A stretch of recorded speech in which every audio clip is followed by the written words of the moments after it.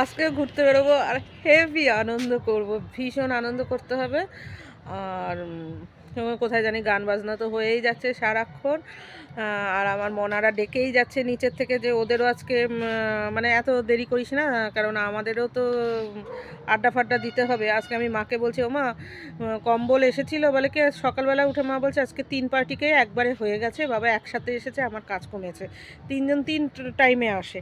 তা আমি বলছি কম্বল এসেছিলো বলে কি, হ্যাঁ সবাই। আমি বলছি হ্যাপি নিউ ইয়ার জানিয়েছো? মা বলে কি সবাইকে।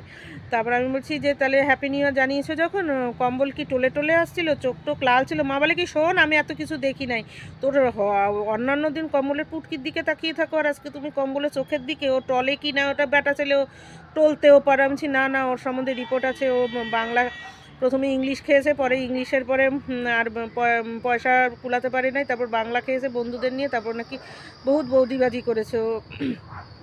ওর সম্বন্ধে ওই আছে, ও সারাক্ষণ বৌদিবাজি করে। বলে তারা বৌদিরাও নাচে, মা বলছে তা বৌদিরাও করে নিশ্চয়ই, নাহলে আর ও কি একা একা বৌদিবাজি করবে? বৌদিরাও নিশ্চয়ই কম্বল রেপে এরকম করতে থাকে কিছু। আপনারও একটা ব্যাটা ছেলে পাড়ার মধ্যে, সত্যি এ কেমন জানি রোমান্টিক ব্যাটা ছেলে, একেবারে ধর্মেন্দ্রের মতো। সব মেয়েই চলে ওর, সব মেয়েই চলে বুঝে, শুধু একটু নাচুনি হতে হবে, একটু গায়ে পড়া হতে হবে, একটু ঝিঙ্কু হতে হবে, তাহলেই হয়েছে ওর। ওর আর মানে কিচ্ছু লাগে না। মেয়েই হচ্ছে ওর প্রোটিন ভিটামিন সব কিছু, বুঝেছো, কার্বোহাইড্রেট সব কিছুই ওর। ওর হেভি আনন্দ। আমি তাই বলছিলাম, ও কি টোলে টোলেটা আসছিল, গায়ের মধ্যে কি সে গন্ধ টন্ধ পাচ্ছিলে মেয়েদের, মানে মেয়েদের পারফিউম টারফিউমের, বুঝতে পেরেছো? মাকে এটা জিজ্ঞাসা করছিলাম, মা বলাটা আবার খাইপা গেছে। বলে ও একটা ব্যাটা ছেলে, ওর হতেই পারে, ও তো করবে না কে করবে, ও ও ব্যাটা ছেলে, ও করবে না কে করবে, এরকম। হ্যাঁ, ব্যাটা ছেলের কাজ করছে, ঘুরছে ফিরছে, আর এখন ও একটা ব্যাটা ছেলে মানুষ, ও তো করতেই পারে, তাই না? মা বলছে যে ও মা, ও হবে না, ও তো ব্যাটা ছেলে, ও ব্যাটা ছেলে তো হতেই হবে, ব্যাটা ছেলের তো এরকম না করলে হবে নাকি? ব্যাটা ছেলের মতো করবে। আর মেয়েরাও আসে বলেই ও নিশ্চয়ই এরকম করে, ও তো আর একা একা করে না, ব্যাটা ছেলের মতো করছে।